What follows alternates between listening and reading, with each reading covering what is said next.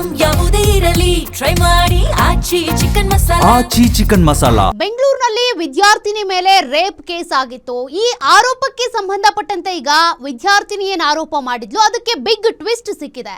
ನಿಜಕ್ಕೂ ಹಾಗಾದ್ರೆ ಅತ್ಯಾಚಾರ ಆಗಿತ್ತಾ? ಅದ್ರ ಬಗ್ಗೆನೇ ಅನುಮಾನಗಳಿದ್ವು. ಸದ್ಯ ಈ ಕೇಸ್ಗೆ ಈಗ ಬಿಗ್ ಟ್ವಿಸ್ಟ್ ಸಿಕ್ಕಿದೆ.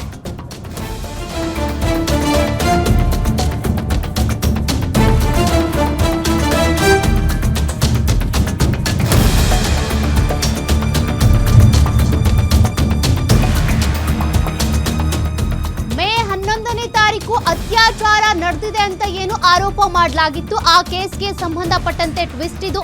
ಆ ಯುವತಿಗೆ ಪರಿಚಯ ಇದ್ದವನಿಂದಲೇ ಕೃತ್ಯ ಎಸಗಲಾಗಿತ್ತಂತೆ. ಕೇರಳ ಮೂಲದವನಾದ ಆರೋಪಿ ಹೈನಾಸ್ ಅತ್ಯಾಚಾರ ಬಳಿಕ ಕೇರಳಕ್ಕೆ ಎಸ್ಕೇಪ್ ಆಗಿದ್ದ ಈ ಹೈನಾಸ್ ಆತನಿಗೆ ನೋಟಿಸ್ ಕೊಟ್ಟು ವಿಚಾರಣೆಗೆ ಪೊಲೀಸರಿಗೆ ಕರೆದಿದ್ದಾರೆ. ಆತ ಆ ಯುವತಿಯ ಒಪ್ಪಿಗೆಯನ್ನ ಪಡ್ಕೊಂಡೇ ದೈಹಿಕ ಸಂಪರ್ಕ ಬೆಳೆಸಿದ್ದೇನೆ ಅಂತ ಹೇಳಿಕೆ ಕೊಟ್ಟಿರೋದು. ಅದಕ್ಕೆ ಸಂಬಂಧಪಟ್ಟಂತೆ ದಾಖಲೆ ಕೊಡ್ತೀನಿ ಅಂತ ಕೂಡ ಹೇಳಿದ್ದಾನೆ ಆರೋಪಿ. ಮಡಿವಾಳ ಪೊಲೀಸ್ ಠಾಣೆಯಲ್ಲಿ ಇದಕ್ಕೆ ಸಂಬಂಧಪಟ್ಟಂತೆ ಎಫ್ಐಆರ್ ಕೂಡ ದಾಖಲಾಗಿದೆ. ಬೆಳಗ್ಗೆ ನಾವು ಗಮನಿಸಿದ್ವಿ, ಅತ್ಯಾಚಾರ ಆಗಿದೆ ಅಂತ ಆಕೆ ಆರೋಪಿಸಿದ್ಲು, ಹೇಳಿಕೆಯನ್ನು ಕೊಟ್ಟಿದ್ಲು, ಒಂದು ವಿಡಿಯೋವನ್ನು ಮಾಡಿದ್ಲು. ಆದ್ರೀಗ ಗೊತ್ತಾಗ್ತಿರೋ ವಿಚಾರ, ಆಕೆಯ ಒಪ್ಪಿಗೆ ಪಡ್ಕೊಂಡೇ ದೈಹಿಕ ಸಂಪರ್ಕ ಬೆಳೆಸಿದ್ದ ಆತ ಅಂತ. ಆಕೆಯ ಒಪ್ಪಿಗೆ ಇದ್ದಿದ್ದೇ ಆದ್ರೆ ಇದು ಅತ್ಯಾಚಾರ ಅಂತ ಹೇಗೆ ಕನ್ಸಿಡರ್ ಆಗುತ್ತೆ?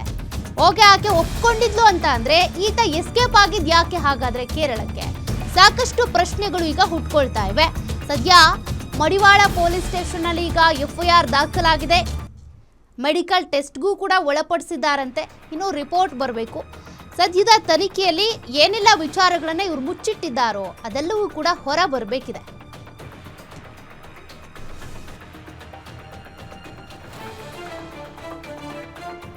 ಮಡಿವಾಳ ಪೊಲೀಸ್ ಸ್ಟೇಷನ್ ನಲ್ಲಿ ದಾಖಲಾಗಿರುವಂತಹ ಕೇಸ್ ಇದು. ಮೇ 11ನೇ ತಾರೀಕು ಒಂದು ಮೋಮೋಸ್ ಮಾರ್ತಾ ಇದ್ದಂತ ಅಂಗಡಿ ಏನಿದೆ ಅದು ಸೇಲಿಗಿದೆ ಅಂತ ಹೇಳ್ತಾರೆ. ಇಬ್ರು ಆ ಒಂದು ಅಂಗಡಿಯನ್ನ ಸೇಲ್ ಮಾಡೋದಕ್ಕೆ ಅಂತೇಳಿ ರೆಡಿ ಆದಂತ ಸಂದರ್ಭದಲ್ಲಿ ಒಂದು ಪಾರ್ಟಿ ಕೂಡ ಆಯೋಜನೆ ಮಾಡಿರ್ತಾರೆ. ಆಗ ಈ ಹೈನಾಸ್ ಕೂಡ ಆ ಪಾರ್ಟಿಗೆ ಹೋಗಿದ್ದಂತೆ. ಆದ್ರೆ ಆ ಇಬ್ಬರು ಅಂಗಡಿಯ ಮಾಲೀಕರೇನಿದ್ದಾರೆ ಹೊರಗೆ ಹೋದ ಸಂದರ್ಭದಲ್ಲಿ ಹೈನಾಸ್ ಬಂದು ಈಕೆಯನ್ನ ಅತ್ಯಾಚಾರ ಮಾಡಿದ್ದ ಅನ್ನೋದು ಈಕೆಯ ಆರೋಪ ಆಗಿತ್ತು. ಆದ್ರೀಗ ಆ ಕೇಸ್ಗೆ ಟ್ವಿಸ್ಟ್ ಸಿಕ್ಕಿದೆ. ನಿಜಕ್ಕೂ ಕೂಡ ಅತ್ಯಾಚಾರ ಆಯ್ತಾ ಅಥವಾ ಆಕೆಯ ಒಪ್ಪಿಗೆಯಿಂದಾನೇ ದೈಹಿಕ ಸಂಪರ್ಕ ಬೆಳೆಸಿದ್ದ ಅಂತ? ಆತ ಹೇಳ್ತಿರೋ ಪ್ರಕಾರ ಆಕೆ ಒಪ್ಪಿಗೆ ಕೊಟ್ಟಿದ್ಲು ಅಂತ. ಮೊದಲಿಂದಾನು ಕೂಡ ಇಬ್ರು ಪರಿಚಿತರಾಗಿದ್ರು ಅನ್ನೋದು ಅವ್ನು ಹೇಳ್ತಾ ಇರುವಂತದ್ದು. ಪೊಲೀಸರ ತನಿಖೆಯಲ್ಲಿ ಬೆಳಕಿಗೆ ಬರ್ಬೇಕಿದೆ.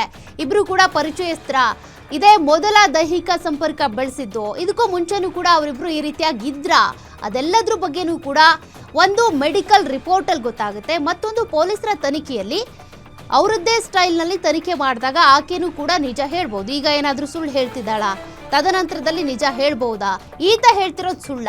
ಅವನೇನಾದ್ರೂ ಅತ್ಯಾಚಾರ ಮಾಡಿಲ್ಲ ಅನ್ನೋದಾಗಿದ್ರೆ ಕೇರಳಕ್ಕೆ ಎಸ್ಕೇಪ್ ಆಗಿದ್ ಯಾಕೆ? ಇದೆಲ್ಲದಕ್ಕೂ ಉತ್ತರ ಸಿಗ್ಬೇಕಿದೆ.